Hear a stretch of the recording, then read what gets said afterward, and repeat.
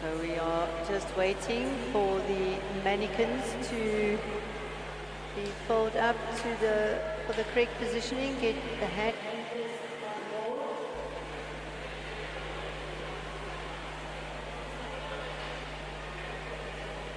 For those of you at home who have just joined the live stream, welcome.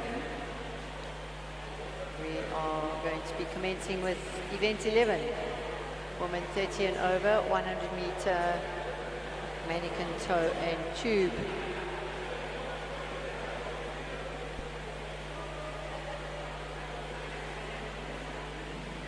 For the benefit of those that are watching the live streaming for this event, the swimmers start with the fins and tube on their back.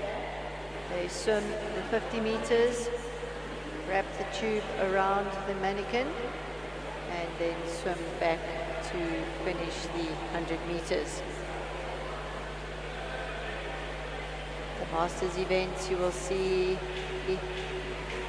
a lot of the swimmers are wearing the Russian fins. So those have a slightly more flexible blade. They're not quite as heavy on the feet.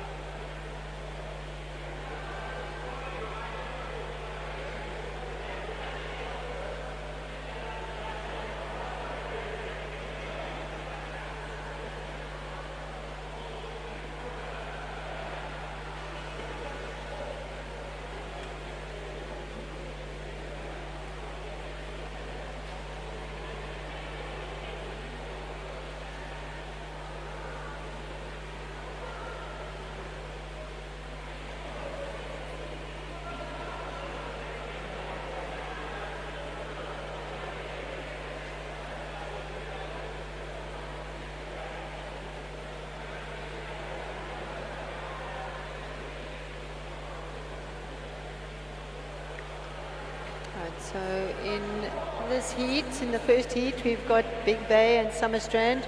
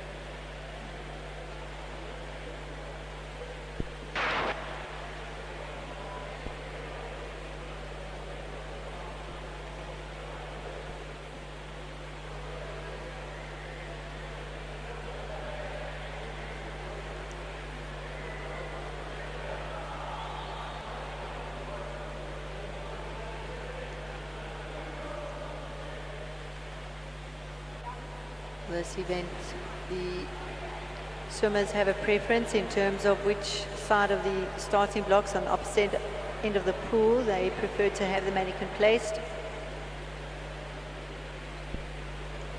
When they touch the wall, the handlers will let go of the mannequin,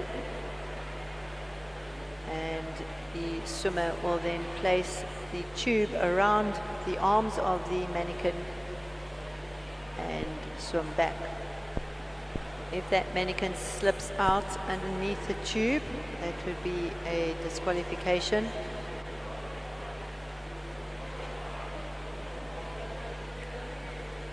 So there always has to be that awareness of where that tube is placed on the mannequin to ensure that as the swimmer pulls off, that the mannequin and tube are behind the swimmer.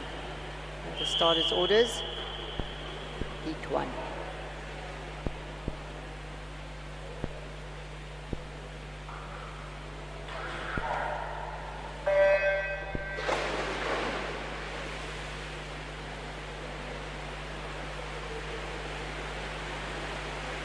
Right out in front, it's Victoria Donaldson from Big Bay, followed by Janine Prince from Summerstrand and Big Bay. I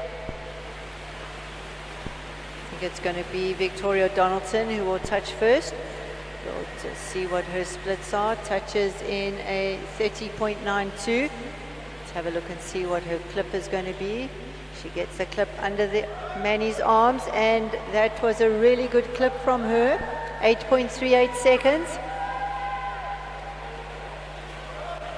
Janine Prince from in lane 5 from Summerstrand, putting in a really good effort here in an attempt to try and catch Victoria Donaldson from Big Bay.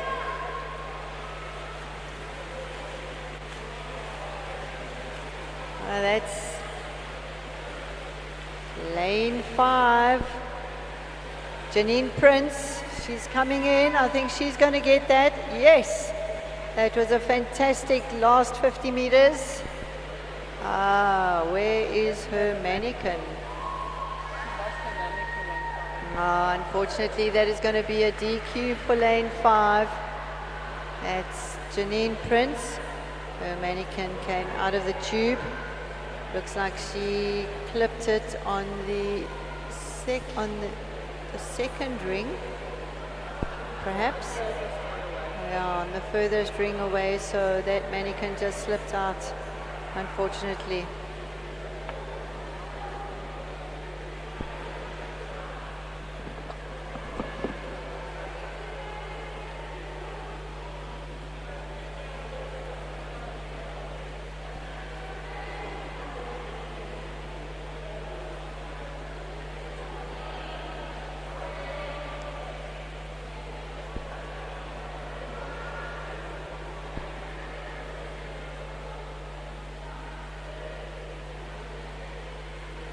So we are just waiting for the technical officials just to confirm that all swimmers abided by the rules for that first heat.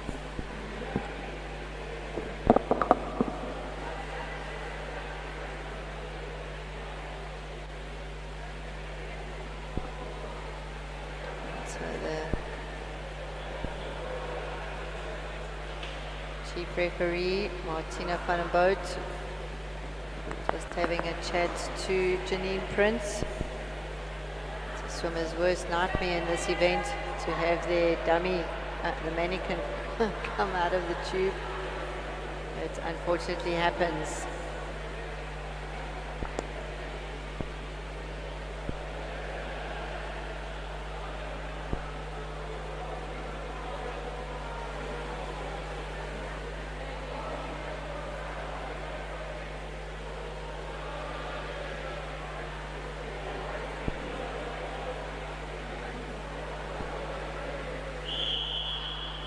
Right, swimmers have been cleared.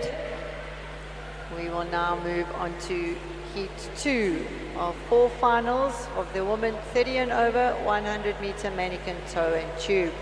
Okay, in lane 2 from Rocks we have Tanya Livingston. In lane 3 from Clifton we have Carol van Bassen. Lane 4 from Fishhook we have Heather Cresswell. Lane 5 from Hearties Ingrid Vorbeck-Marin, our oldest female competitor in this event. Lane 7 we have Summerstrand. Nikki Zimt. And lane 8 Rocks. It is Shannon Emmett.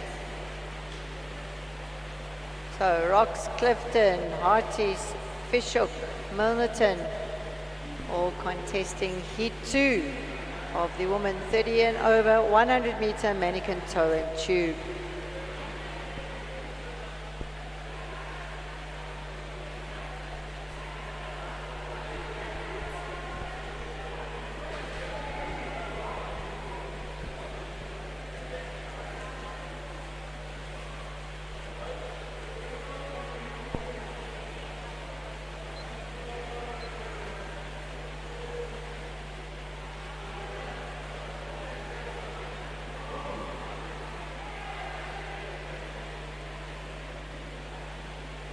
We are just checking all the equipment is in order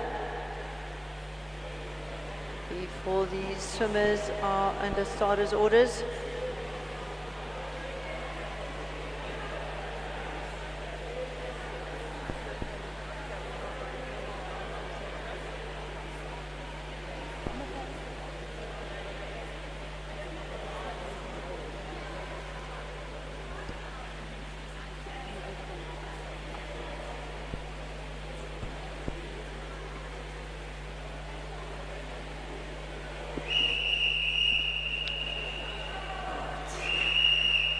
Start of heat 2 of 4 finals.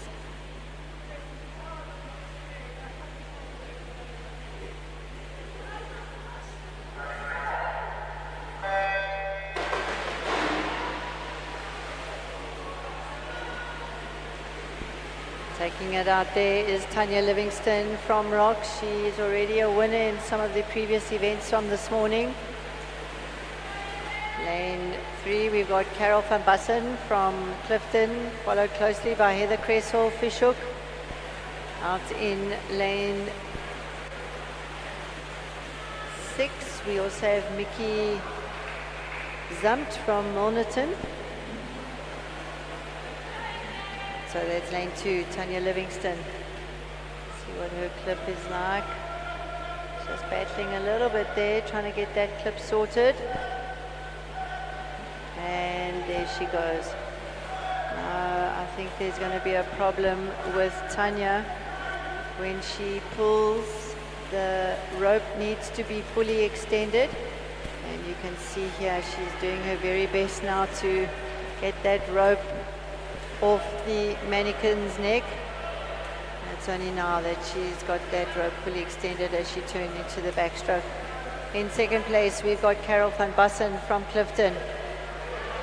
In third, Heather Cresswell from Fishhook. And touching in first place is Tanya Livingston from Rocks. Second here will be Carol van Bussen from Clifton. Unofficial time 1:26.81. And in third place, we've got Heather Cresswell. Unofficial time 1:34.27.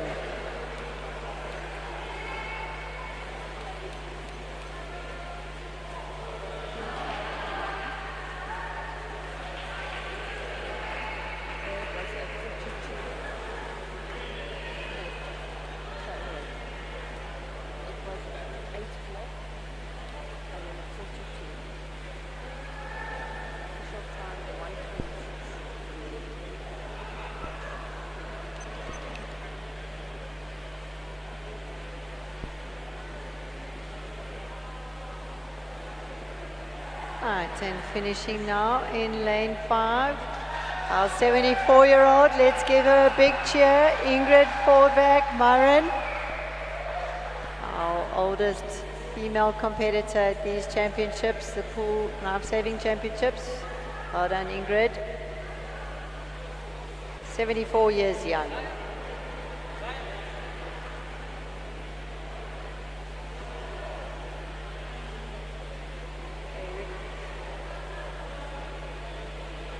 Okay, in lane 1 from Fishhook. We have Jean Topless. In lane 2 from Mandela Dolphins, we have Michelle Davey. In lane 3 from Hearties, we have Heidi Stain. From lane 4 from Fishhook, we have Sally Matusik. In lane 5 from Hearties, Anandi Famark. In lane 6 from Hearties, Andre Ferreira. In lane 7 from Hearties, Mana Petersa. And in lane 8 from Hearties, Susan Myberg. So we have Fishhook, Mandeville Dolphins, and Hearties. Strong team from Hearties. Yeah, there's a big group of them. They're using this as a preparation for World Champs coming up at the end of the year to be held in this very pool, Tim Park.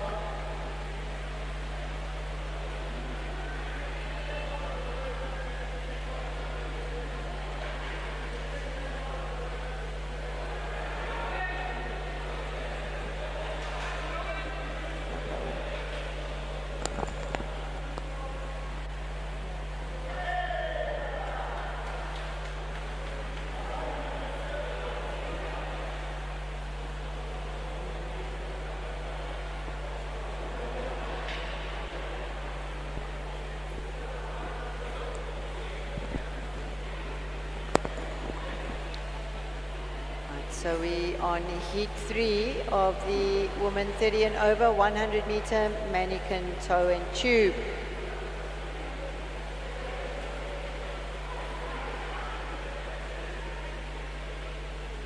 So the referees will just wait until swimmers have got their tubes and their fins in the correct positions.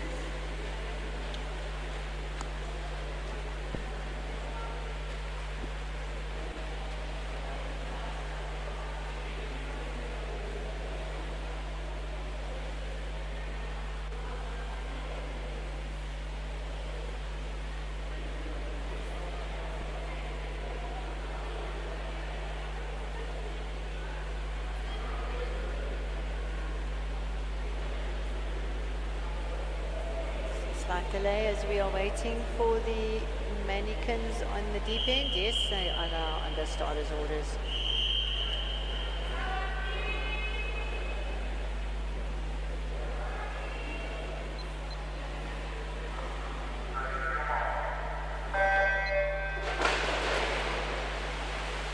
And we are off with heat 3 of the women 30 and over 100 meter Manikin toe and tube.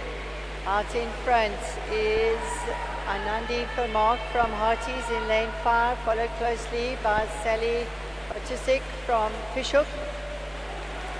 We also have Heidi Stain in the mix there, lane 3 from Hearties. So we've got Fishhook slightly in front, followed by Hearties. That is lane 4. That's Fishhook. Let's have a look and see what their clip times are.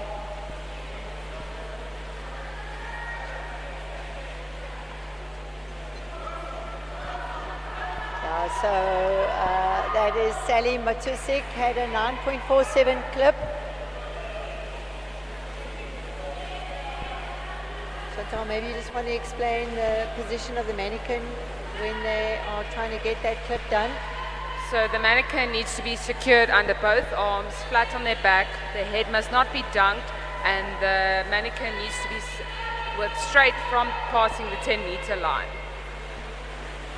So out in front we have Anandi Vermaak from Hearties, but coming in very nicely there is Sally Matusik from Fishhook. Fishhook, Hearties, let's have a look and see who gets that. Yeah, lane 5, Anandi Vermaak, an unofficial time of 1:28.76, second place. Lane 4, Sally Matusik from Fishhook. And in lane 3, get the third place there. There's one of the Hearties ladies, either lane 3, Heidi Stain, or Henry Pereira in lane 6.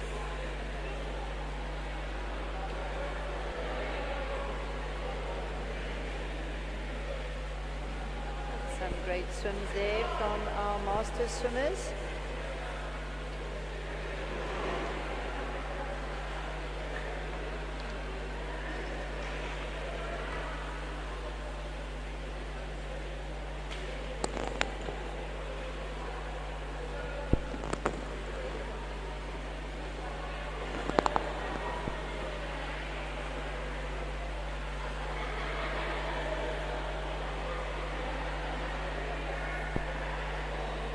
So we're just waiting for the swimmers to be cleared from the pool.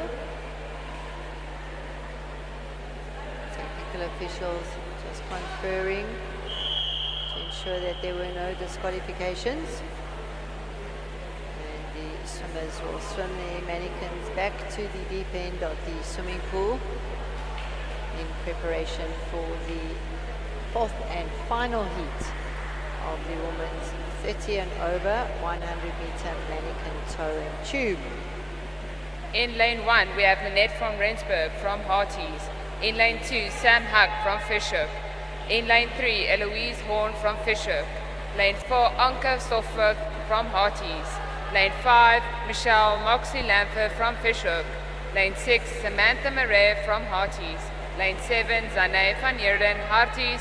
And lane 8, Elizabeth Berkshire van Clifton.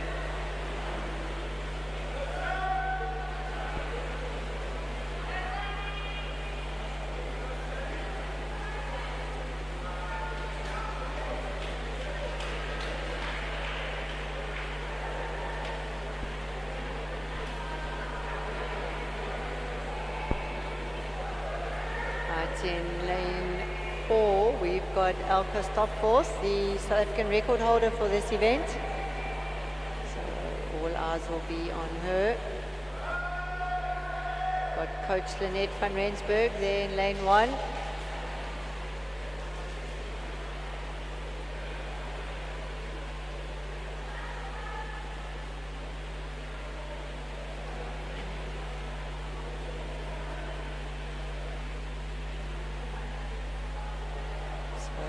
Manikins are being placed on the deep side of the pool. And just checking that they are on the correct side for the swimmers that are coming in.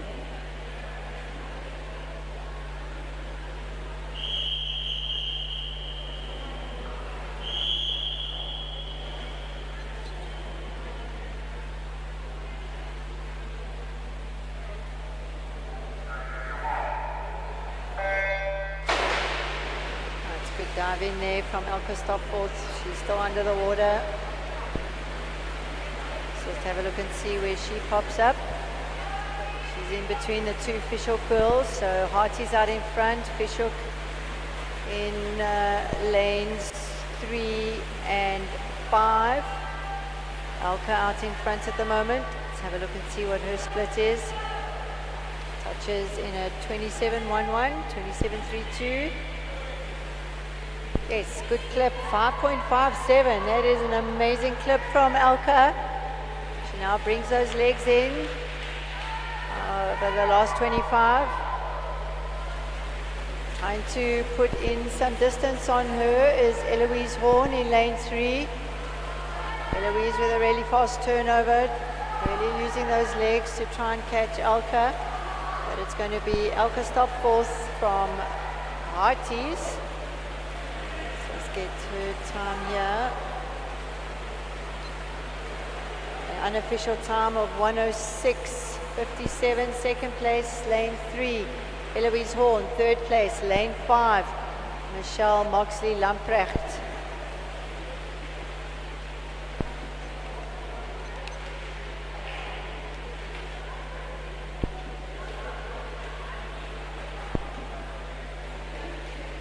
Right, I think Elka Stopforth has broken another South African record in the women's 30 and over 100 meter Manikin toe and tube. She currently holds the current record for this age group 35 to 39, 1:12.90, set earlier this year. Her unofficial time now is a 1:06.57. So we will wait for ratification of that South African record by almost 6 seconds. Well done, Elka.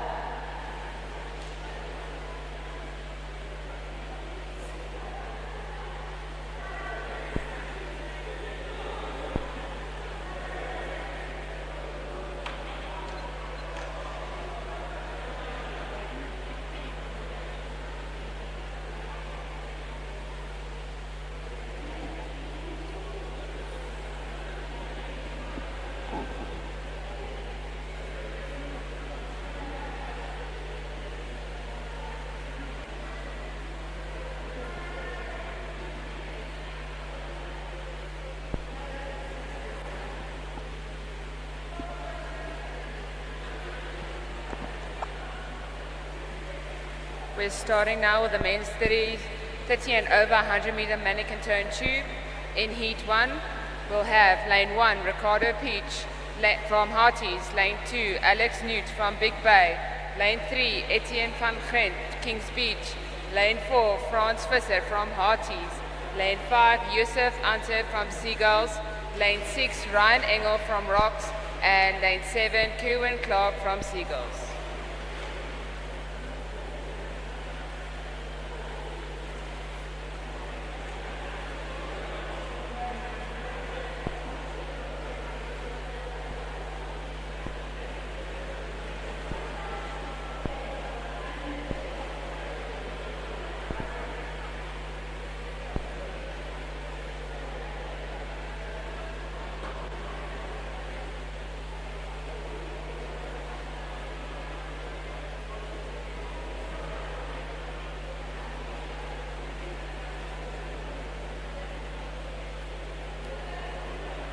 Right, we don't have a full heat for this event. We have Ricardo in lane 1 from Hearties. Lane 2 we got Big Bay. Lane 3 Kings Beach.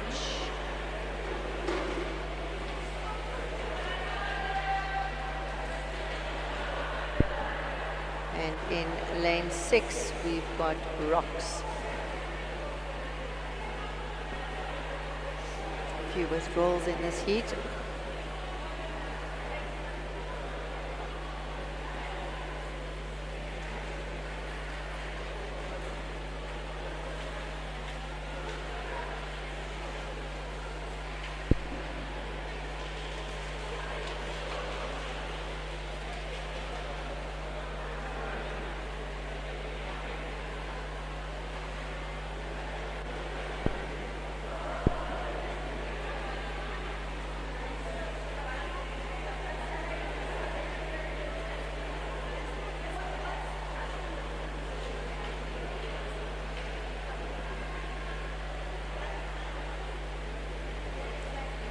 Right, so I apologize for the slight delay while we are busy resetting the mannequins on the deep side of the pool. The handlers are getting their mannequins ready for the swimmers.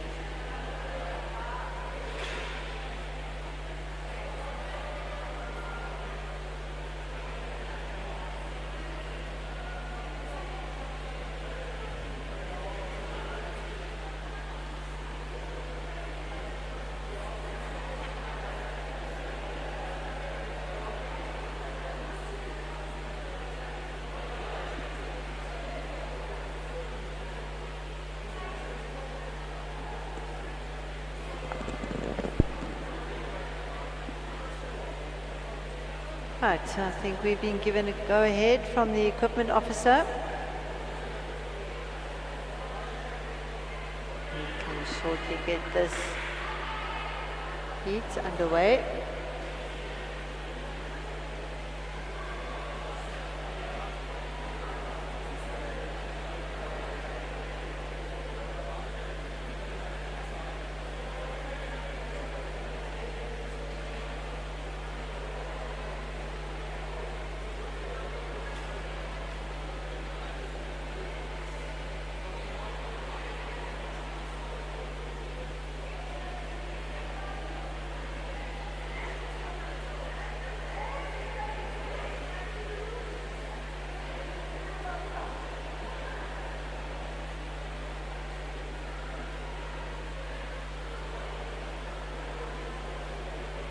Those of you that have joined the live streaming, we had some great racing this morning. A couple of South African records being broken. We need to just wait for those to be ratified before they become official. Alka stopped fourth in this last one, just broke the SA record, brought her time down by 6 seconds. Amazing accomplishment that.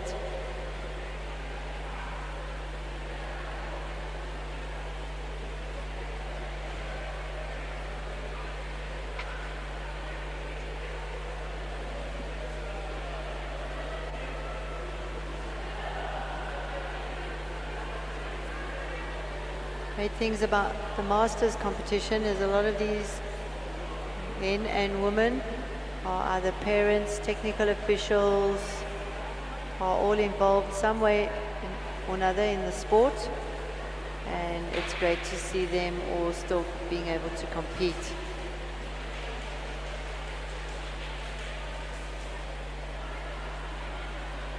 They all need to be qualified lifeguards in order to compete, just like our senior and junior and nipper athletes, all contributing to the safety of our swimming pools as well as our beaches. It's underway. We have heat 1 of 7.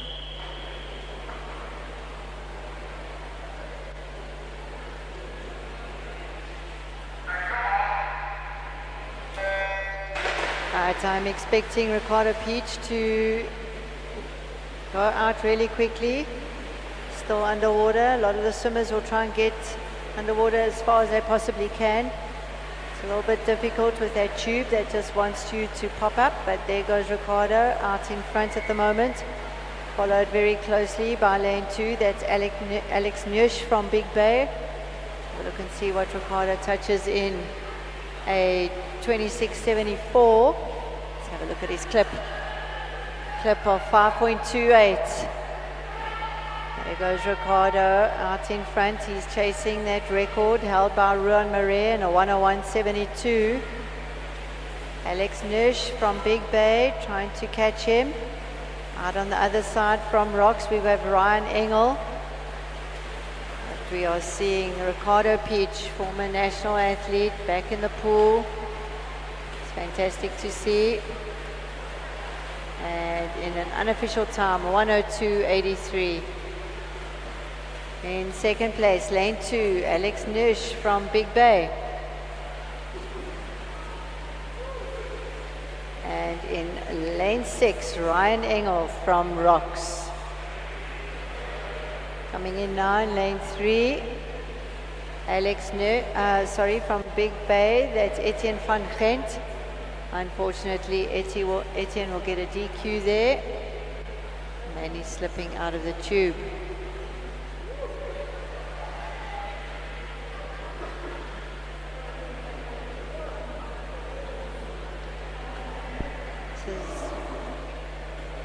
We see on the replay there some great underwaters, and our winner there, Ricardo Peach from Hearties.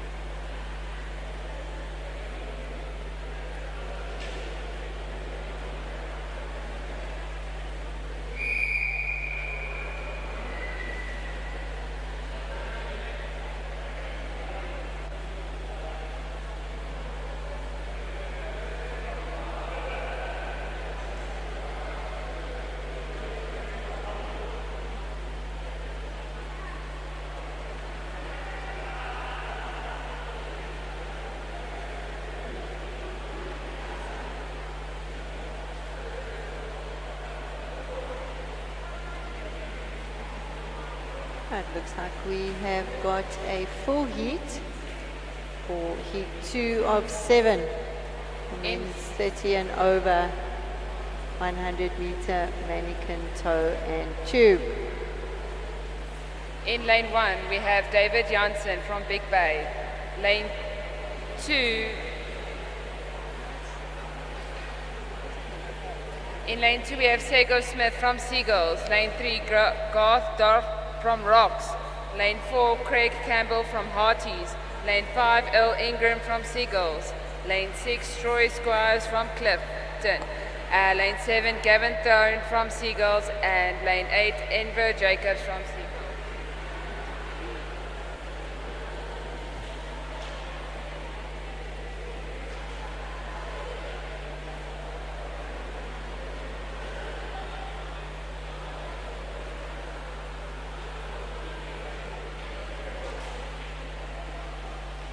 So we have Big Bay, Seagulls, Rocks, Hearties, Clifton, all in this second heat of 7. Men's 30 and over 100 meter Manikin, toe and tube.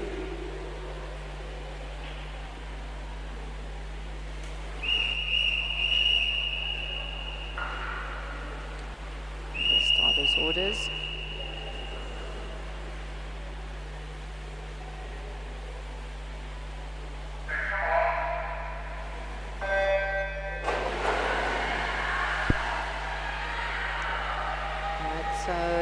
Some of the swimmers prefer to have the tube on their back. So if you have a look at lane 3, that's Gareth Daft.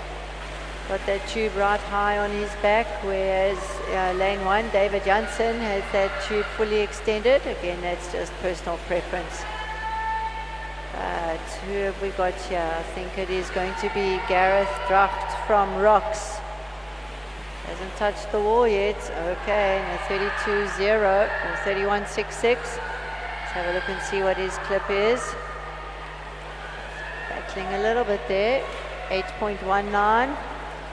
But out in lane 6, we have Troy Squires from Clifton putting in a good effort there. So it's now going to be Rocks, Gareth Dracht and Tony Squires from Clifton.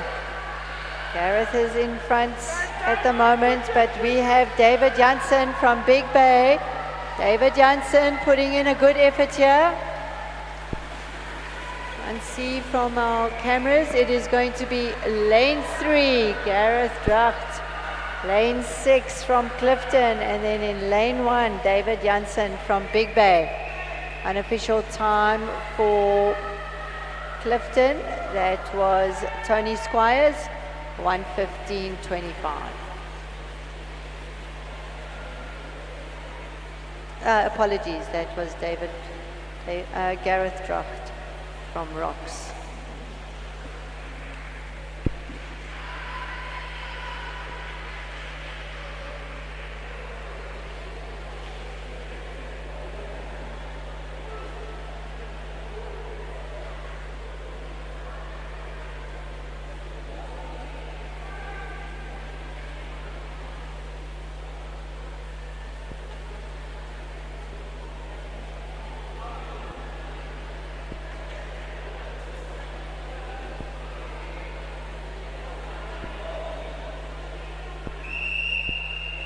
Right, swimmers have been cleared. They will now take their mannequins down to the deep end.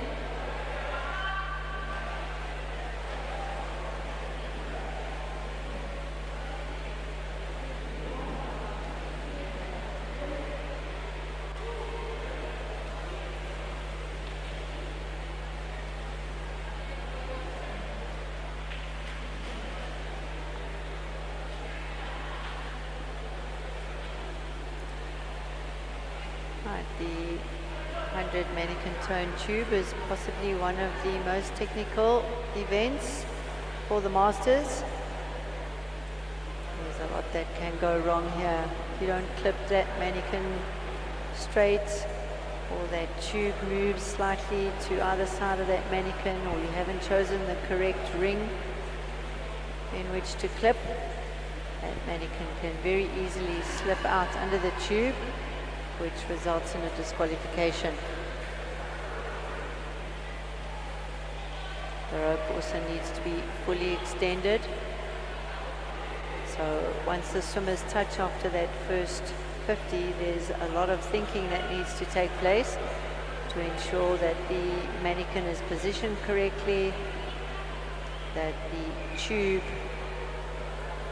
gets underneath the arms of the mani, and that the clip ensures that the mani does not fall under the tube and gets lost along the way.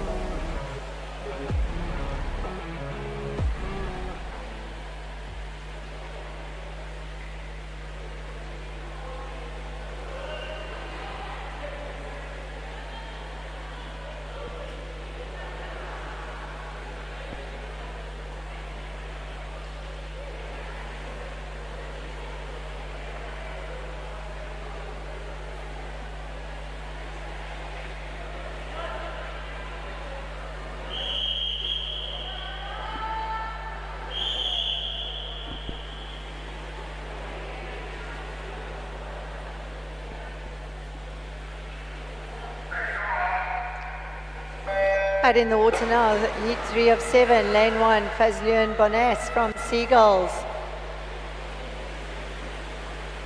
In lane 3, we got Soren Ben Dixon, Fishhook, lane 4, Evan Pedersen, Harties, lane 5, Lyle Blom, Summies. In lane 6, we have Richard Smith from Kings Beach. Let's have a look and see who touches here first. Let's see from this position, it is Kings Beach, that is lane 6, Richard Smith, touching in a 31.41. Look and see what their clips are. Oh, that was a great clip from lane 3. That was Soren Ben Dixon. We also have in lane 1 Fazluan Bonas from Seagulls. But out in front it is going to be in lane 3 Soren Ben Dixon from Fishhook, followed very closely by Richard Smith from Kings Beach. Kings Beach and Fishhook.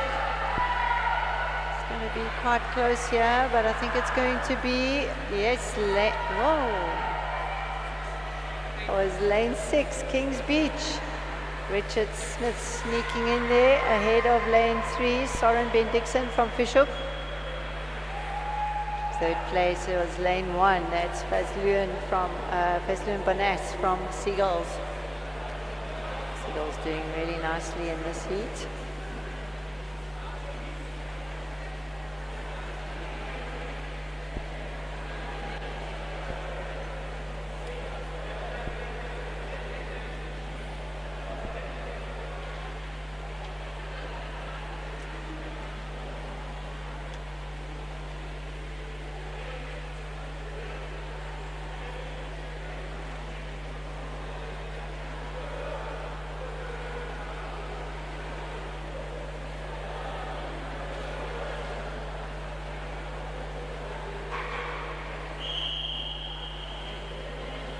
Swimmers have been given the okay to clear the pool and take their manis back down to the deep end.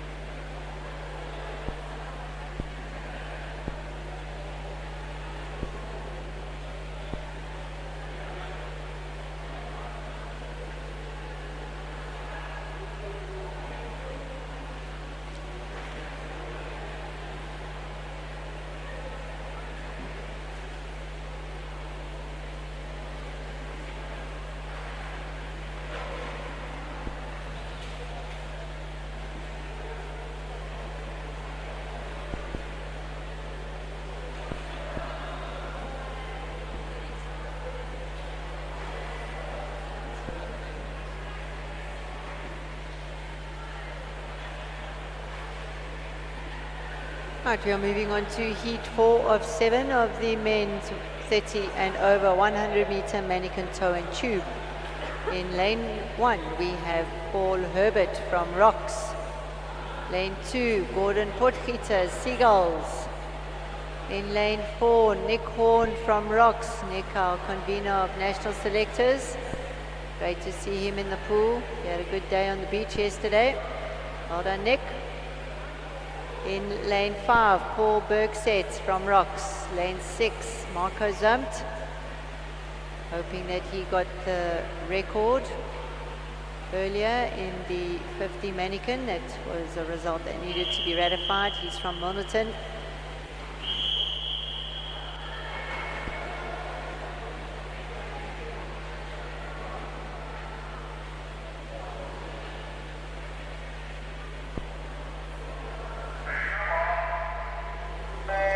Lane 7, we got Bernard Ludewijk from Seagulls, and in lane 8, Chris Allen from Kings Beach. Right out in front is Marco Zump from Milnerton. Paul Herbert from Rocks in lane 1, also going out really quickly. So it's Rocks and Milnerton.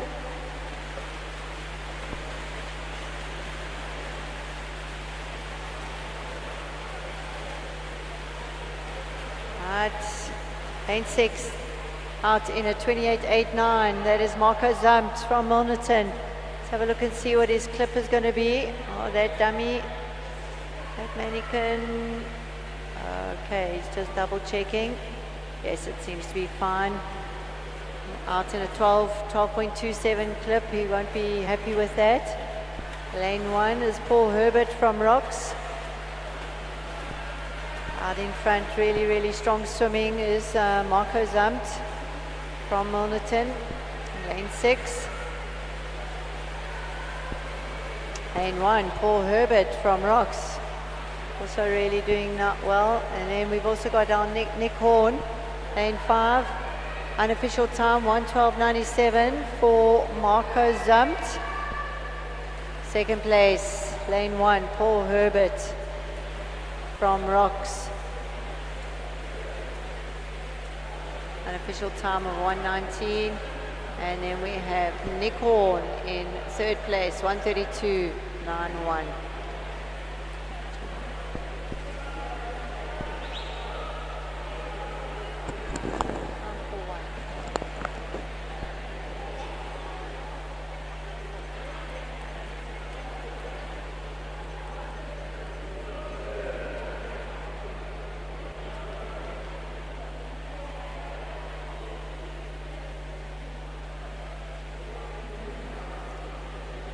Well done, gentlemen.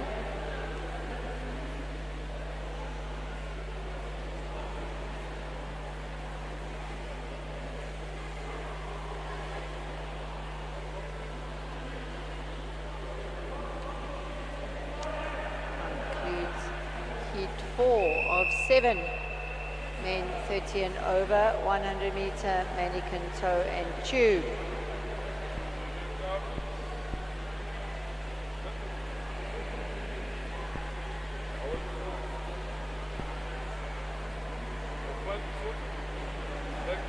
Yeah, okay.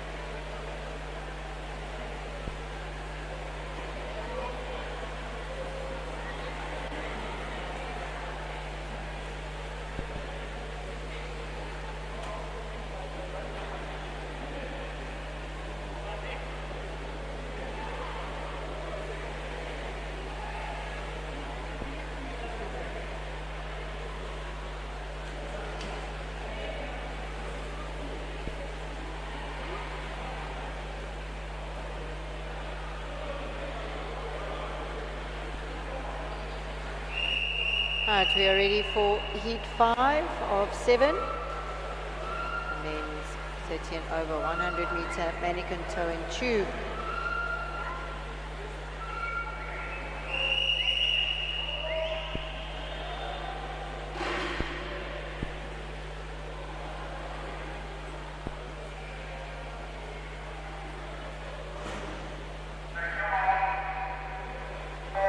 Right, in lane 2, Rob Smith from Summerstrand. Lane 3, Derek Morris from Rocks. Lane 6, Patrick Lewis, Seagulls. Lane 7, Chris Howes, Kings Beach. And in lane 8, Robert Hout from Kings Beach. Out in front, we've got Rob Smith from Summerstrand, Derek Morris from Rocks. One of the two eldest competitors in this heat. Going out really quickly. It's going to be Derek Morris from Rocks touching first. He decides to get his tube before he touches. Gets his tube ready, places the tube under the Manikin's arms. Gets that clip, really good clip there from Derek Morris from Rocks. Lane 2, Rob Smith from Summerstrand, just having a little bit of difficulty trying to get that clip sorted. But out in lane 8 was Robert Gout from Kings Beach. Had a really good clip there and has made up a lot of time. It's catching Rob Smith from, Derek Morris out in front. So it's between Rocks and Kings Beach at the moment. Derek just checking that his Mani is still in the tube. I think it was Kings Beach there. That was Robert Gout from Kings Beach. Took that very slightly from Derek Morris from Rocks. Lane 2, Rob Smith from Summerstrand.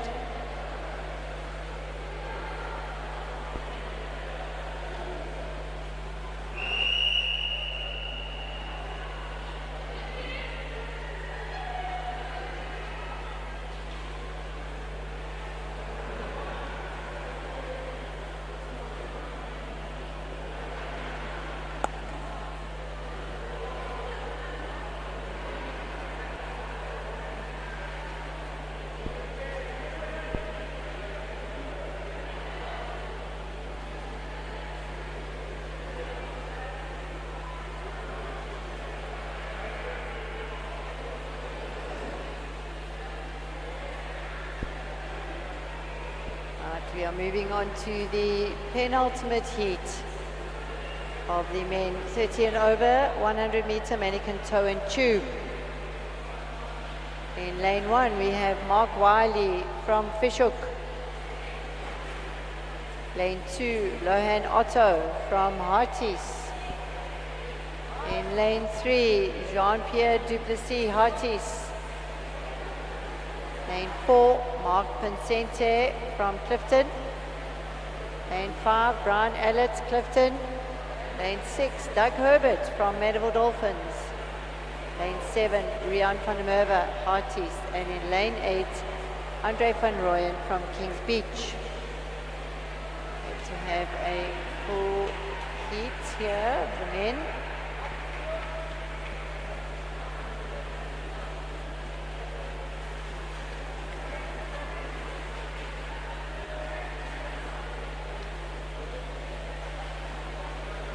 Our viewers at home who have joined on the live stream, welcome. You'll notice that a lot of the swimmers will have the tubes placed on their back. Some of them will just hold that tube on the blocks before they dive in, and it then gets fully extended. Others prefer to have that tube right on their back. They'll tuck it into their costume, have it under their arm, as you see there in lane 3.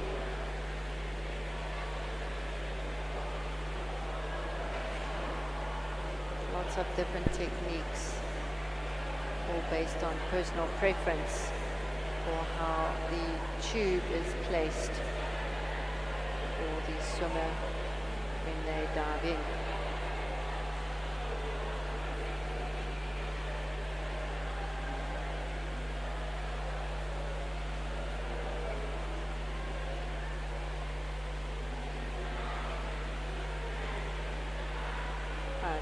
Starters orders. Everything seems to be ready. Handlers are ready.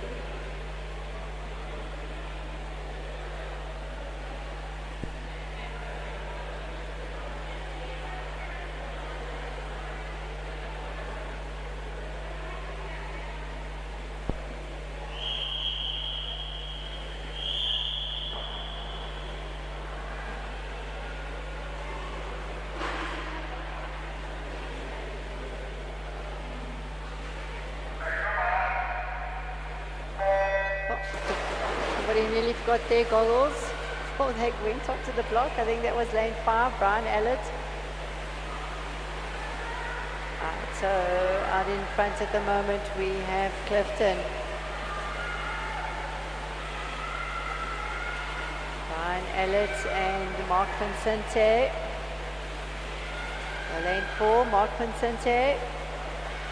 Son Matthew had a great national senior championships.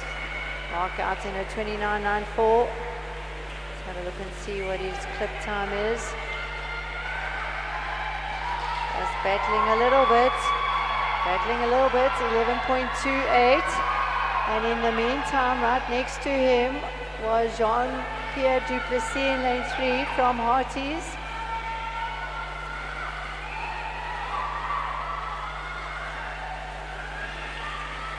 Right, so it is Clifton out in front, lane 4, Mark Vincente. Lane 3, we've got Jean-Pierre Duplessis from Harties. But out in front, unofficial time, 1:11.49, Mark Vincente from Clifton. Lane 2, coming in second, Lohan Otto from Harties. And in lane 3, Jean-Pierre Duplessis, looks like he lost his cap somewhere in the pool, from Harties as well.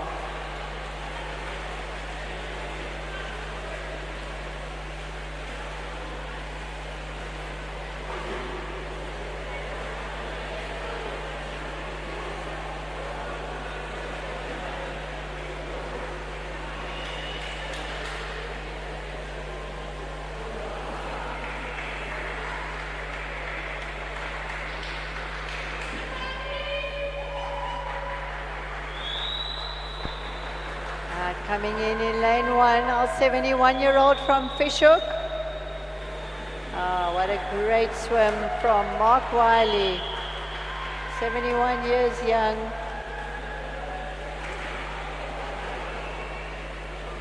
Fantastic swim from him.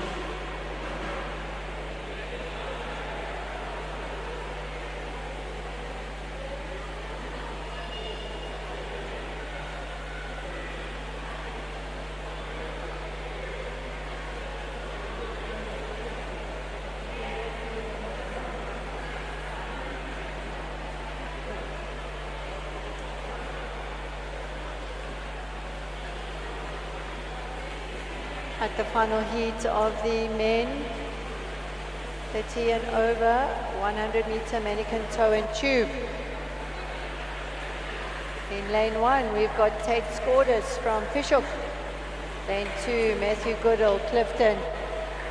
Lane 3, Jan Albert Heymans, Harties. Lane 4, Barrio Panikak, Harties. Lane 5, Ruan Murray, Harties. Lane 6, Garth Brevet from Clifton. Lane 7, Thomas Dreyer, Harties, and in lane 8, Roy Clark from Fishhook.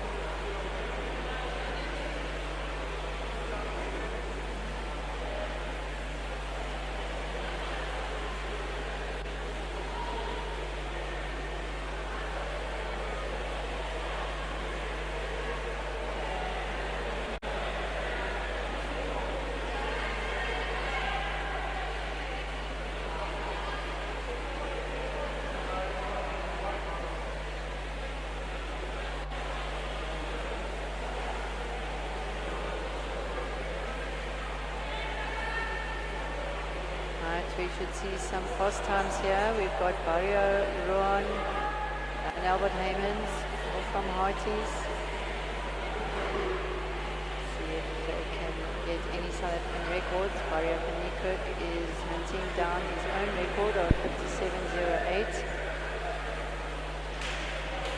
Ruan Murray is possibly looking at his own record of 101.72. Their respective age groups. Ruan slightly younger than Barrio.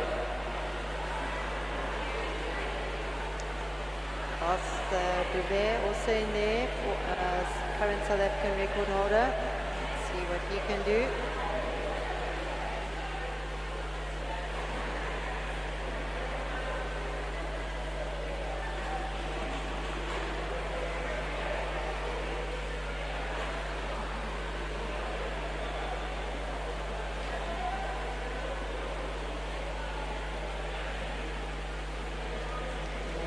Just being checked on the deep end of the pool just to ensure that they all have the correct amount of water in them.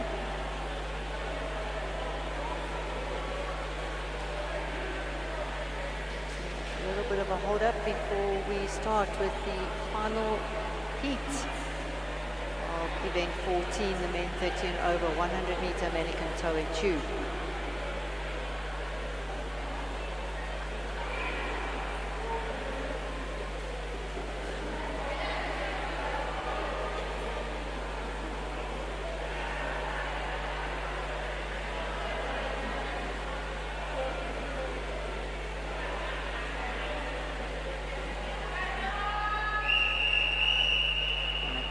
Starters orders. Final heat.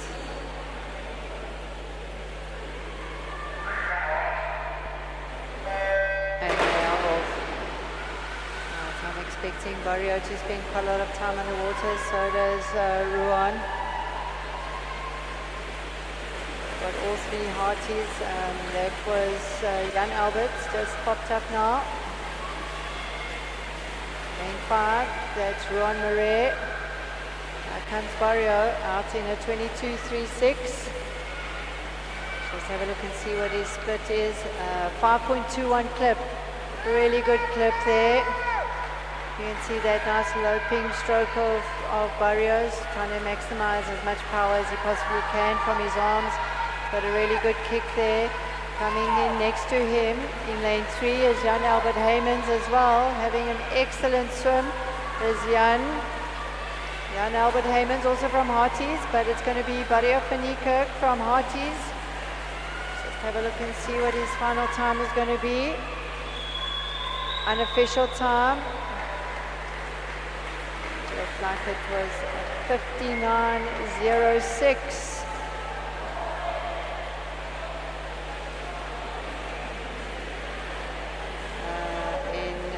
Second position, in the unofficial time 101.03, that was Jan Albert Heymans. Great swim from him. Right, and that concludes the individual event for the Masters participating in the 2026 DHL South African Lifesaving Pool Championships. There have been some fantastic swims in the morning session, as well as here in the afternoon. Had some unofficial South African records that have been broken. And you can see some great underwater visuals there as they come back with Barrio for the win in the men's 100 meter. And 2. Right, we will have a very short break before we commence with the relays.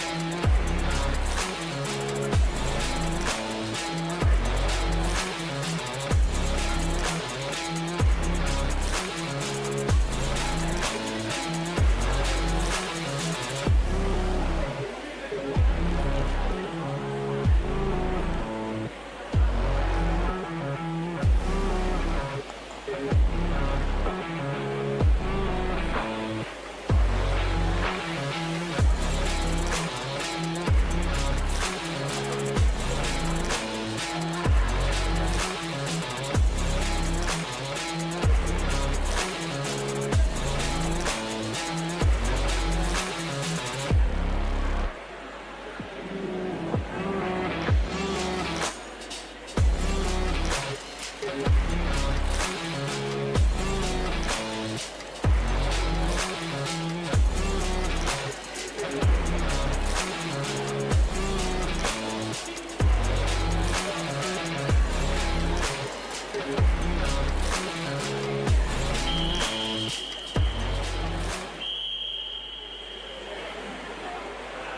so we are going to start with the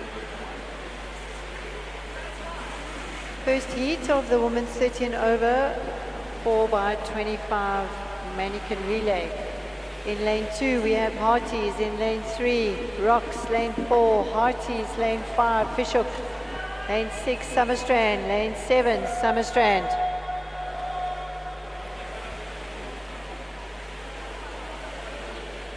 So for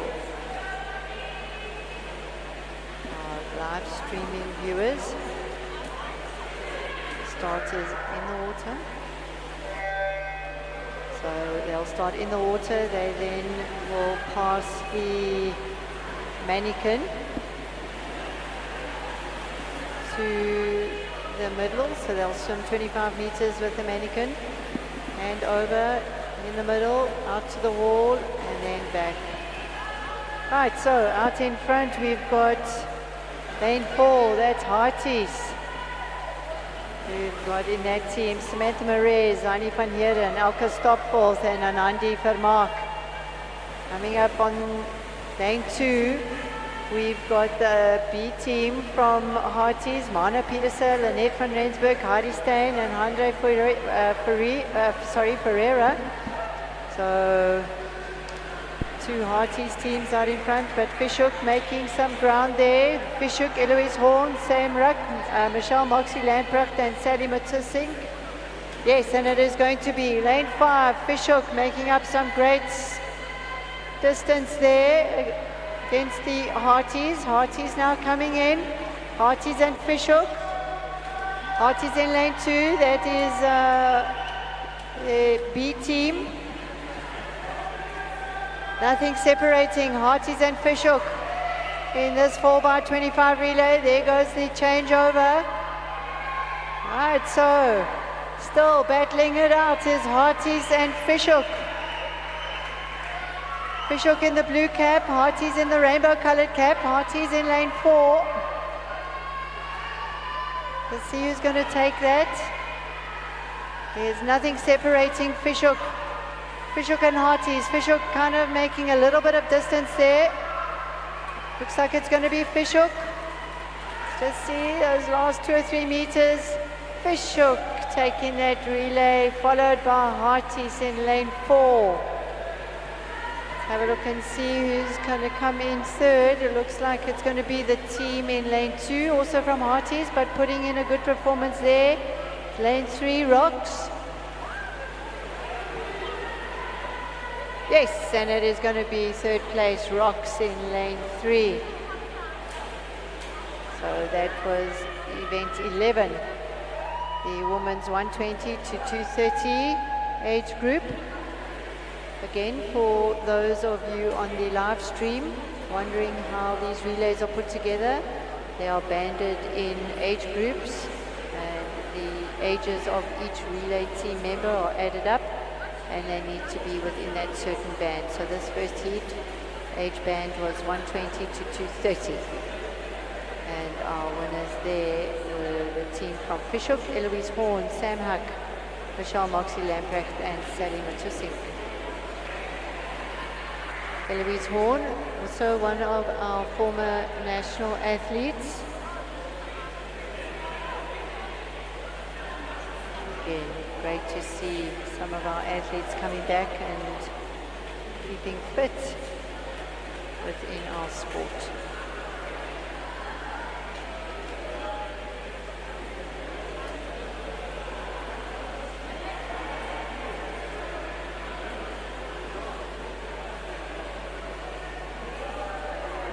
Right, so we are just making sure our chief referee just ensuring that there were no issues with either changeovers or how that Manikin was being held.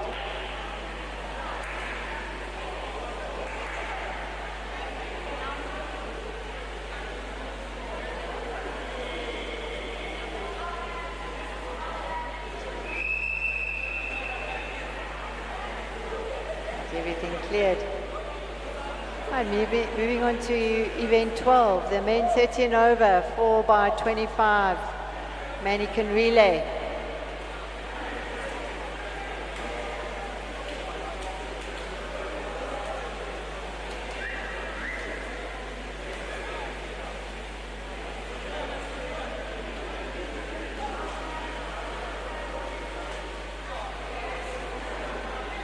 We have 2 heats here for the men.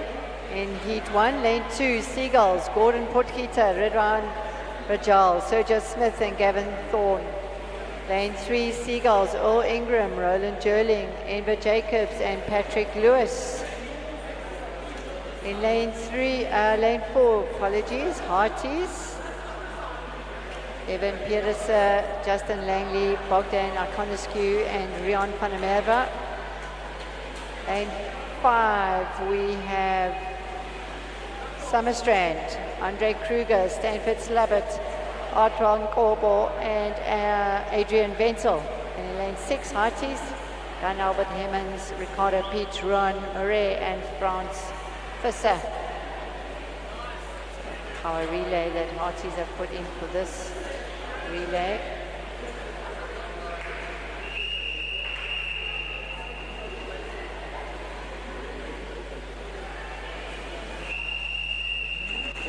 Are getting ready. Again, it is a wet start. We have swimmers either side of the pool as well as in the middle where the changeover takes place.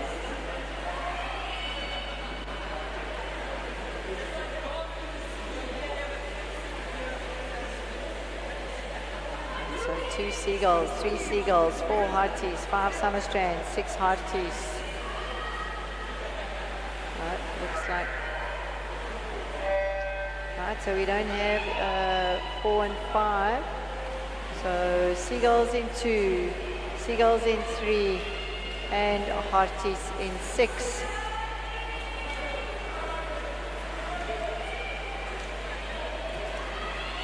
Hearties out in front.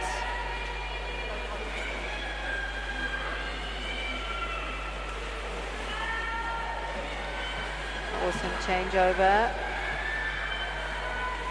I think that is Ron Murray. Yes, that is Ron.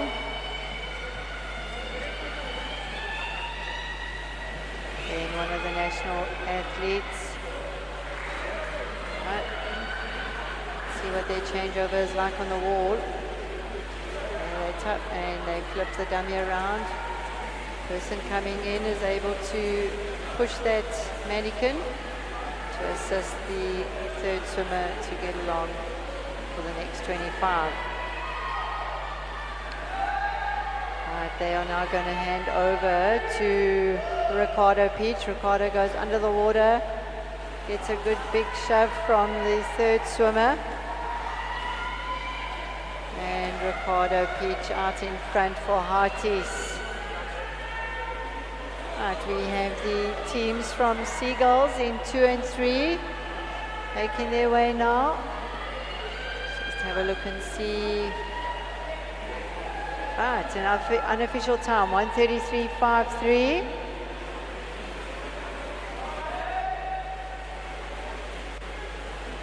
Fortunately, I don't have any of the record times for these relays. We turn our attention back to lane 2 and 3, Seagulls. Just battling a little bit there on the changeover. Just trying to keep that mannequin up. But team from Seagulls, men's 50, lane 2 and lane 3 on their way.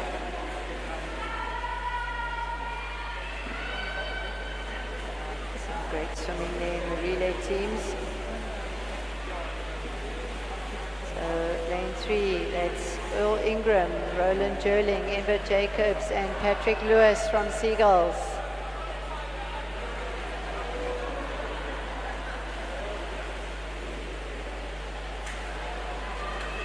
Well done. Coming in now, also from Seagulls, lane 2, we've got Gordon Potgieter, Ridwan Bajal, Sergio Smith and Gavin Thorne. Last 3 or 4 meters coming in.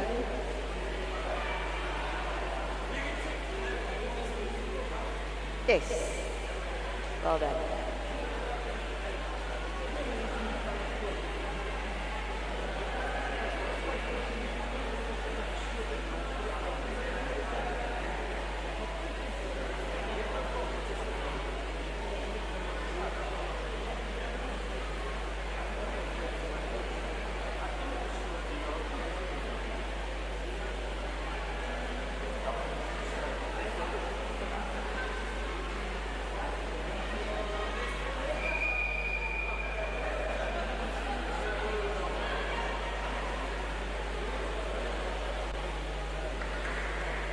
Right, so the swimmers are busy leaving the pool as we now go into the final heat, heat 2 of the men 30 and over 4 by 25 meter relay.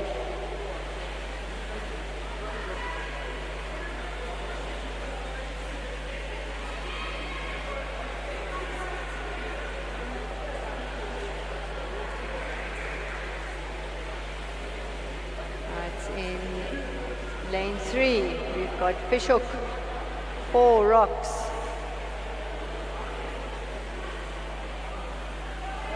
Lane 6, we've got Kings Beach. Lane 7, Clifton. And in lane 8, Rocks. Alright, so the team from Fishhook in lane 3, we've got Roy Clark, Guy Mottram, Tate Scorders, and Soren Ben Dixon. Lane 4, team from Rocks, Paul Herbert, Derek Morris, Nick Horn, and Byron Smith. Lane 5, the team from Hearties, Thomas Dreyer, Lohan Otto, Jean-Pierre Duplessis, and Barrio Fanikak. Lane 6, Kings Beach, Robert Gouts, Richard Smith, Chris Howes, and Chris Allen. Lane 7, Clifton, Garth Brevet, Ross Goodall, Matthew Goodall, and Mark Pincente. And in lane 8, Rocks, Gareth Dracht, Ryan Engel, Sean Dracht, and MJ McKeezy.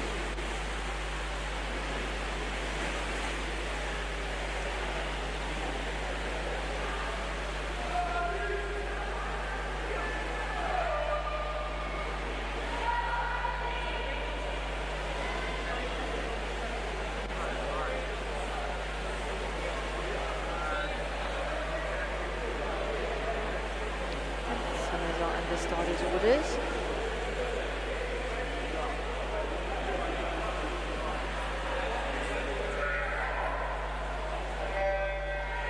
So they are off.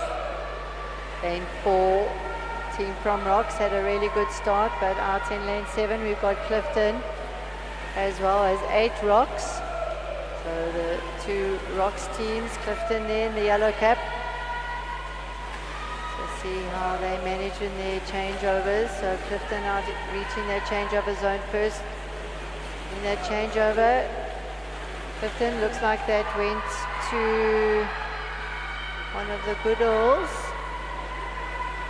Right. In lane 3 we have Rocks. I think that's Derek Morris there.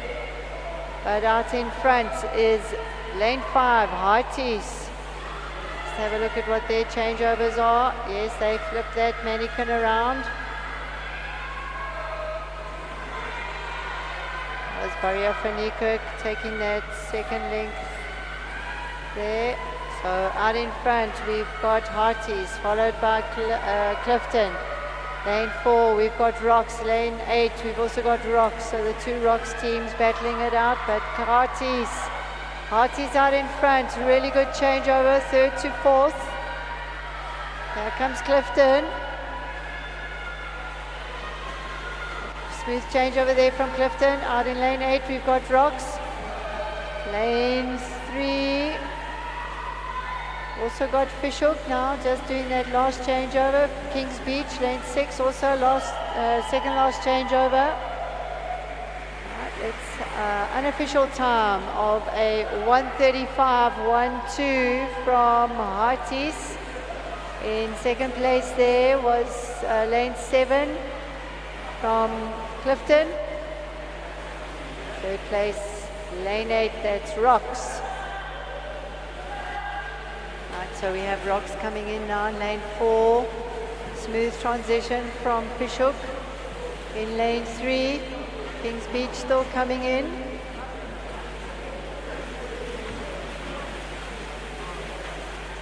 Right, so we got lane 4, Rocks. In lane 3, Fishhook still coming in, and Kings Beach in lane 6. Coming in there, and that concludes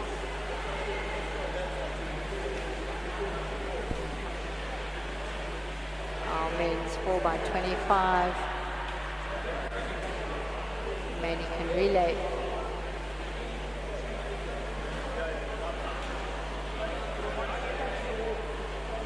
Great swims here again from our relay swimmers. Now turn our attention to the women 30 and over 200 meter medley relay.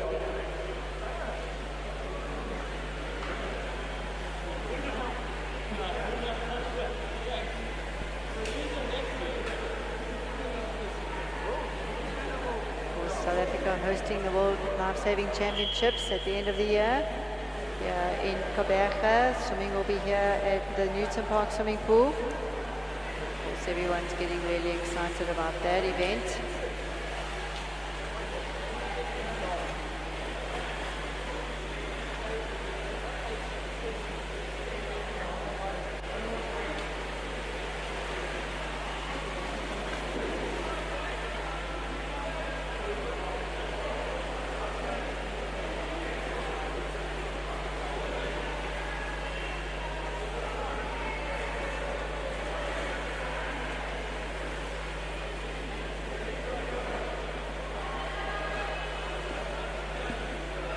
Right, so with me I've got the President of South African Lifesaving, Mr. Winston Meyer. Welcome, glad you're back at the pool. Winston, just for our viewers on the live stream, can you just tell us a little bit more about the World Lifesaving Championships happening at the end of the year?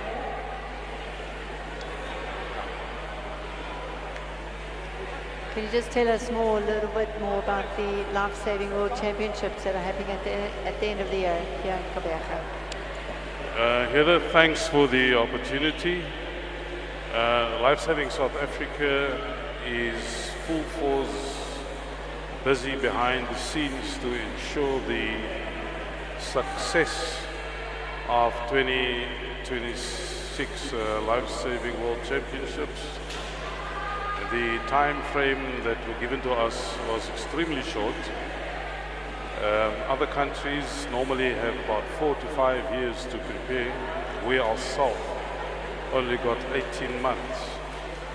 And if I do a check on what we have achieved thus far, I can say to the public that we are slightly ahead of many of the tick boxes exercises that we have to achieve. Yes, a competition of this nature needs a lot of stakeholders on board.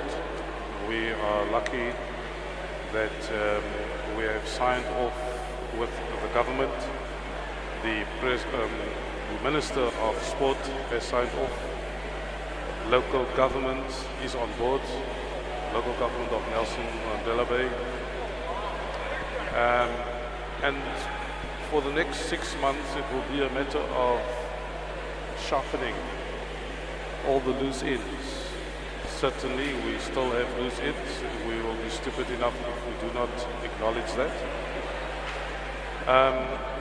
Registrations are open. We expect in the region of 3,800 to about 5,800 international competitors that will flock the shores of Nelson Mandela Bay municipality, specifically Kings Beach. This pool Infrastructure-wise, we are confident that we will have everything sorted and in place. This very same pool itself will have a makeover. So yeah, we are ready to showcase South Africa to the world. From a economic perspective, the economic injection for Nelson Mandela Bay Municipality will be in the region of 540 million. Right, I'm going to just stop you there, Winston. We'll get back to our conversation. In Heat 1 of the Women 30 and Over 4x50 Medley Relay, we have in lane 2 the team from Harties, Mana Petersen, Lynette van Rensburg, Heidi Stan, Henry Ferre. Lane 3 Harties, Samantha Marais, Zani van Heerden, Alka Stopforth, and Nandi Vermaak. Lane 4 Fishhook, Eloise Horn, Michelle Moxley Lamprecht, Sam Huck, and Heather Cresswell. Lane 5 Summerstrand, Natalie Goodhals, Carmel Sadler, Janine Prince, and Kirsten Stock. In lane 6 Rocks, we got Mandy Dracht, Anki Hockley, Shannon Emmett, and Tanya Livingston. And no, we don't have the team in lane 7 from Summerstrand. So just to brief our viewers on the live stream, this relay entails the first swimmer to swim 50 meters without fins. They then change over to the swimmer who will swim 50 meters with fins. Third swimmer swims 50 meters with a tube, no fins, and they pass the tube over to the last swimmer who has fins on, and they hold onto the tube and they get towed for the last 50 meters.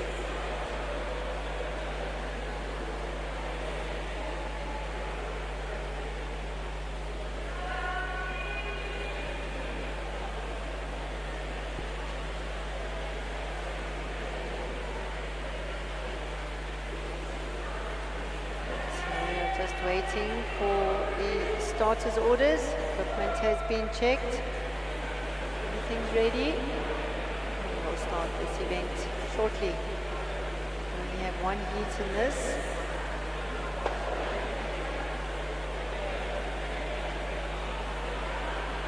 Right, we are under starters orders.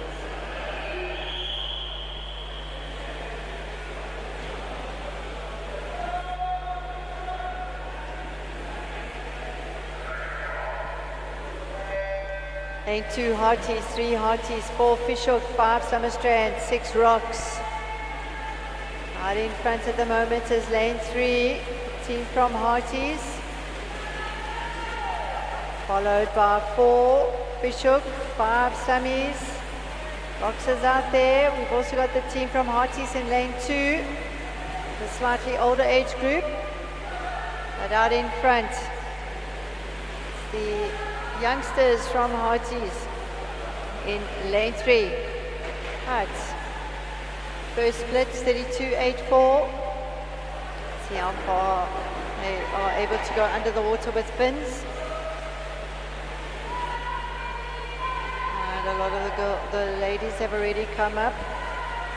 Harties still underwater.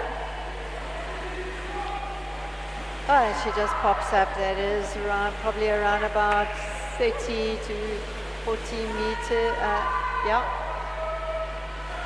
And goes 30.16, that third 50 underwater there. Right, Harties out in front, a swimmer with a tube, followed very closely by Fishhook in lane 4. Lane 6, Rocks has made some time there. So now it is Harties, Fishhook. Have a look at their changeovers. Harties changeover is going to be to Elka Stopforth, record holder from today. Straight arm, 34.33. Right. Great changeover from Fishhook. Great changeover. Right. Unfortunately, Harties left their patient behind there. It is sometimes very difficult for the patient to hold on, especially when you have a very strong swimmer such as Elko stop fourth.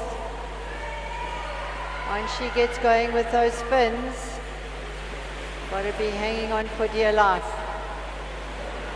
So our winners will be Harty's Reflections in lane 4, Fishhook. Harty's unofficial time, 2:12. Now let's see who's on here for third. It looks like it's going to be Rocks. Rocks out in lane 6, Mandy, Anki, Shannon and Tanya.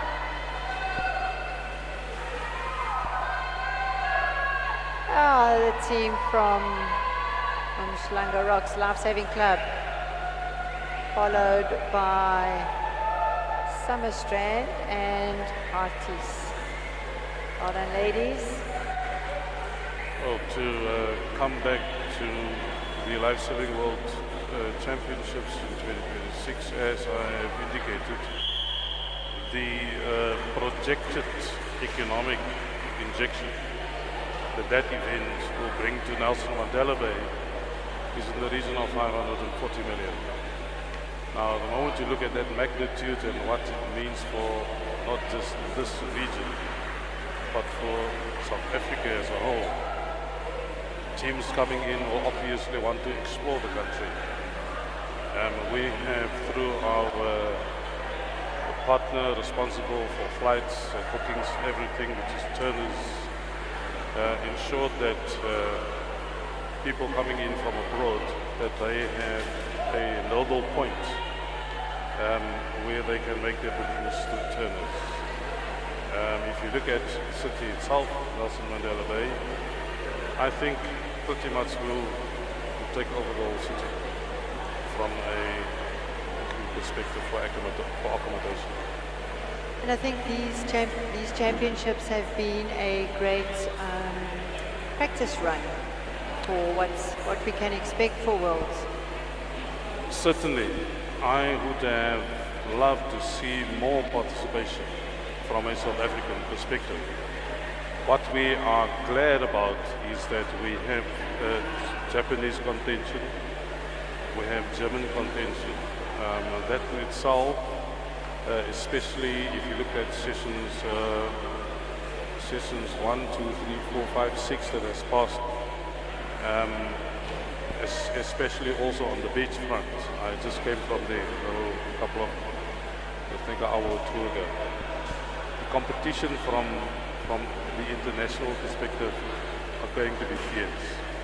You must remember that South Africa over the years always are within the top 6. I can recall 2 occasions when we were 7th and 8th. Germany, the Italians, Australia, Canada, and even New Zealand. Those are the countries that we need to watch. Do not forget, we also have the Japanese that is checking things out, and it's an upcoming or growing country within the competition wing. So we're looking forward to host. From an infrastructure perspective, we have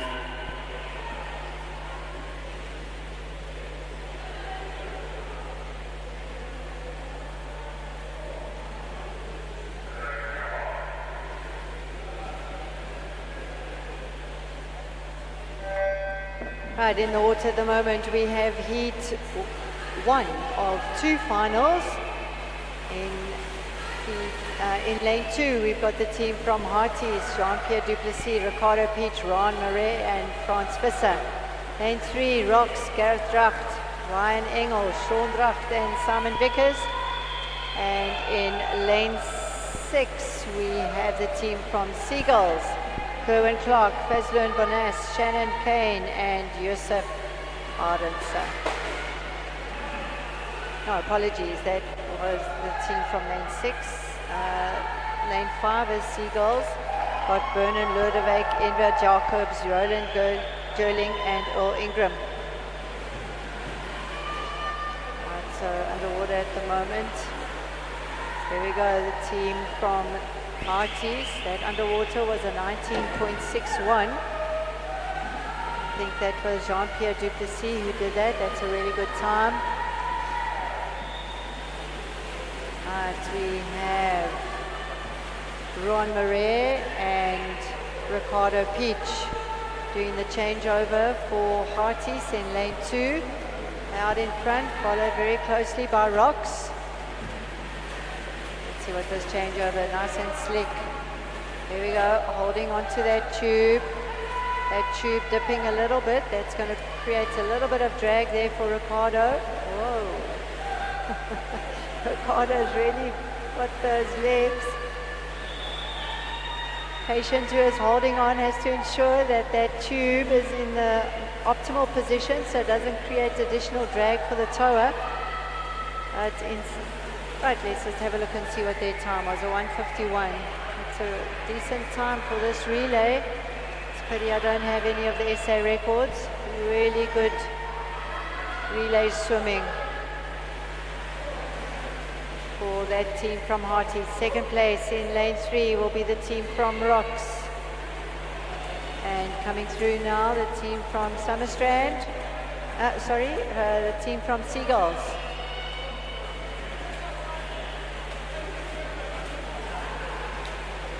To come back to Lifesaving World Champs 2026, the last point of departure was infrastructure and developmental value. The facility upgrades, major events will be held at these world-class facilities. Right, and the team from Seagulls, lane 5, just finishing off that first heat of the men's 200-meter medley relay. So there will be upgrades in the swimming pool, as I've indicated. As far as Kings Beach is concerned, there is also certain things that will happen.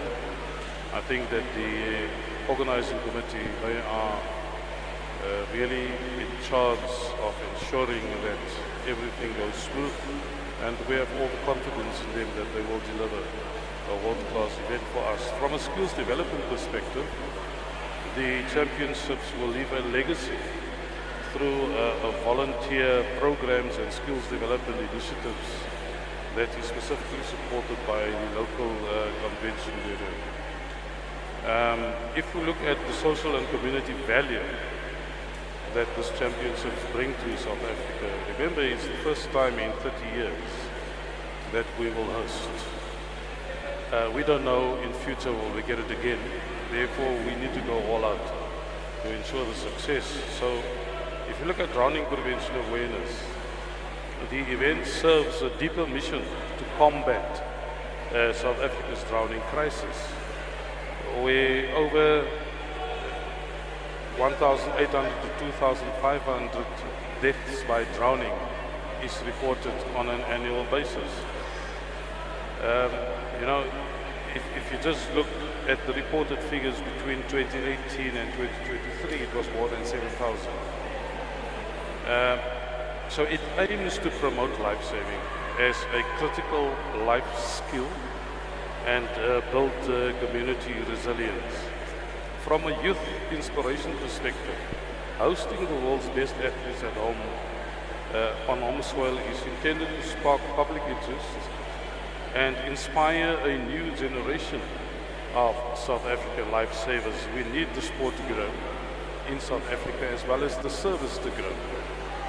So we couldn't have asked for something better than being requested to host Lifesaving World Champs 2026. It's a matter of national pride and visibility.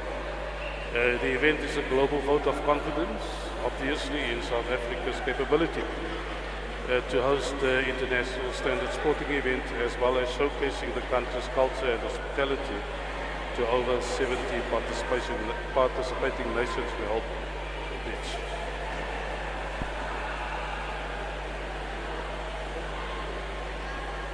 So in terms of what the economic impact is going to be, can you just expand a little bit on what that is, what the hope is for? Yeah, as I've indicated, a significant revenue injection. Local officials expect the event to inject millions of rands into the local economy. Of course, the current situation of crisis that we have in the Middle East can put a temper on it, but we don't want to be negative inclined, thought inclined. We remain positive. For comparison, the 2024 championships in Australia's Gold Coast were estimated to have an economic impact exceeding 15 million US dollars. If you look at the difference of growth, decline of the rand the past couple of years, then obviously if you compare that towards your dollar, towards your euro, you can imagine what it will be. All right, what I mean, currently you get from a euro perspective, I think today the euro stands on 19 rand and 78 cents, if I'm not mistaken, to the rand. So from a tourism boost perspective, over a 21-day period, thousands of international visitors, as I've said, 3,500 to 6,000 athletes plus coaches, officials and supporters will spend a lot of money on accommodation, food, transport, as well as local tours.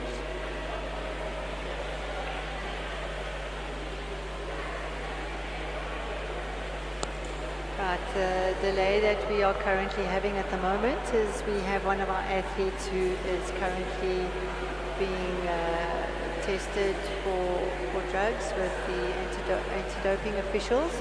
So as soon as that athlete is back from that, we will then commence with the final relay.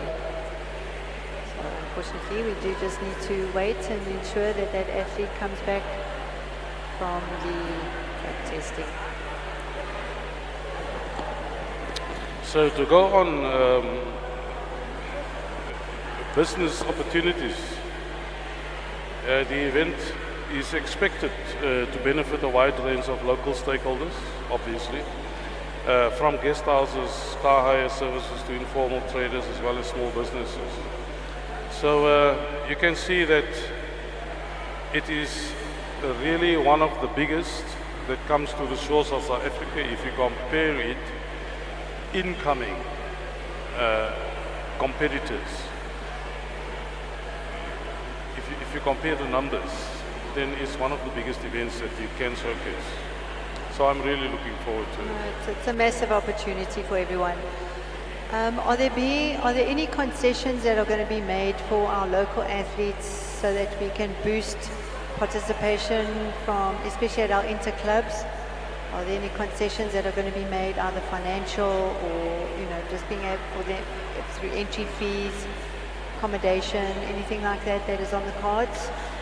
Well, I can't talk on behalf of the LOC, the local organizing committee, as well as the LWC 26 executive project team that has been put together for this purpose. But I'm sure that is one of the areas that they will be able to tap into to see if there's some sort of a buffer that they can build in for South Africans. Because I think it's a massive opportunity for all our local athletes, especially to come in and participate at the inter-clubs, either at the pool or at surf. You're right. I'm looking at it also from a sport development perspective. It's so easy to say that you need transformation, but many people forget that transformation goes hand in hand with money.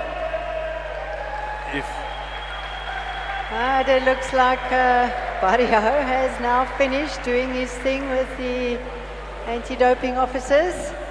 So we are now able to commence with the final heat of the men 120 to 230 plus 4x50 medley relay. Of course, we have had drug-free sports here the whole week. They had their outreach campaign happening at the pool. I think they were at the beach as well, which is great. And a lot of our athletes have also been tested during the week. The masters are included in that testing process.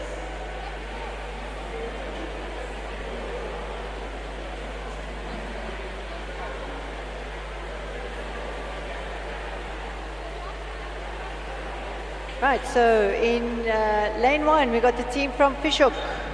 Roy Clark, Guy Motrin, Tate Scordas, Soren Ben Dixon. Lane 2, Clifton, Garth Brever, Ross Goodall, Matthew Goodall, Mark Pincente. Lane 3, Rocks, Paul Herbert, Derek Morris, Nick Horn, Byron Smith. Lane 4, Kings Beach, Robert Gouts, Richard Smith, Chris Hiles, and Etienne van Gent. Lane 5, Harties, Thomas Dreyer, Lohan Otto, Jan Albert Heymans, Barrio van Niekerk. In lane 6, Summerstrand, Lyle Blom, Rob Smith, Graham Holm, Robert Welsh. Lane 7, Seagulls, Gavin Thorne, Ridwan Rajal, Sergio Smith, and Gordon Potgieter. Looks like we don't have anyone from Summerstrand, as well as Harties in lane 8.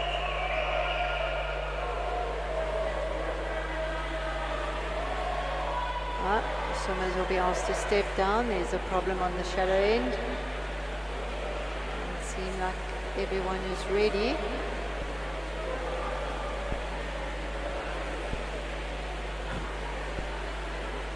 Just waiting for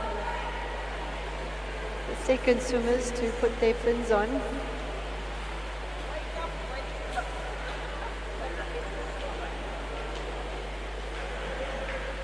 Having a bit of a nap on the shallow end of the pool. But all the second swimmers will need to have their fins on for the second leg of this relay. So we have 50 meters no fins, 50 meters with fins. Third swimmer with the tube, no fins. Fourth swimmer brings them back with fins.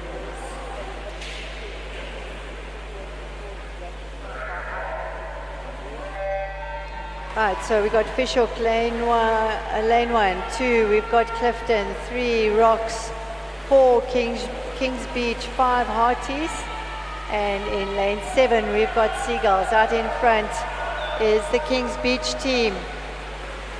Kings Beach making up some ground here is lane 1, Fishhook, Clifton, Rocks.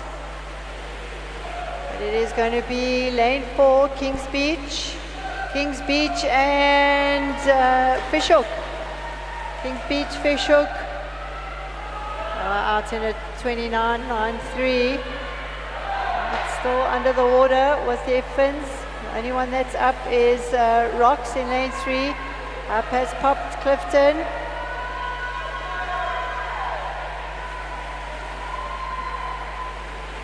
Alright, so lane 2, Clifton.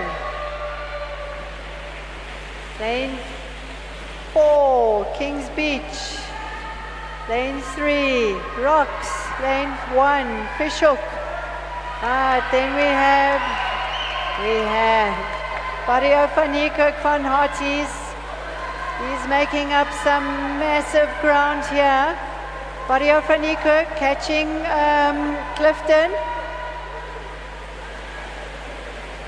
Harties out in front. Barrio's done a great job catching up there. Let's see that changeover, straight arm. Barrio holds onto that tube. Yes, Clifton also with a very smooth transition. Then we have Kings Beach. Right, Clifton are making a good go of it. They are trying to catch Harties. Harties out in the lead. Thomas Dreyer, Lohan Otto, Jan Albert Heymans, and Barrio van Niekerk. We've got lane 5. Harties are going to win this relay. Coming from the back in unofficial time of a 2:01.72. Second place, we have Clifton in an unofficial time of, sorry, we didn't get 2:10, I think. Apologies, we didn't quite get that one. Lane 3, Rocks. 4, Fishhook. Lane 4, we've got Kings Beach.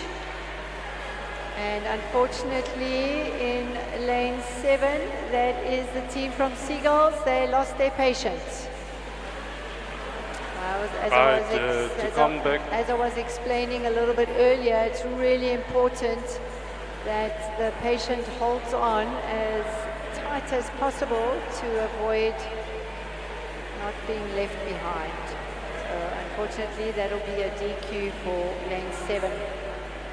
Right, so that concludes our 2026 DHL South African Lifesaving Masters Pool Championships. We have had a fantastic day so far on the pool, a couple of South African records to be ratified. Everybody having an absolute blast here at the pool. A big thank you to our officials, to our underwater divers, everybody involved in making sure that these champs for the Masters have been a memorable one. Right, I've got Mr. Winston Meyer still with us, President of SA Lifesaving. My last point that I wanted to make or deliberate upon is what does this event mean from a development and transformation perspective for Lifesaving South Africa.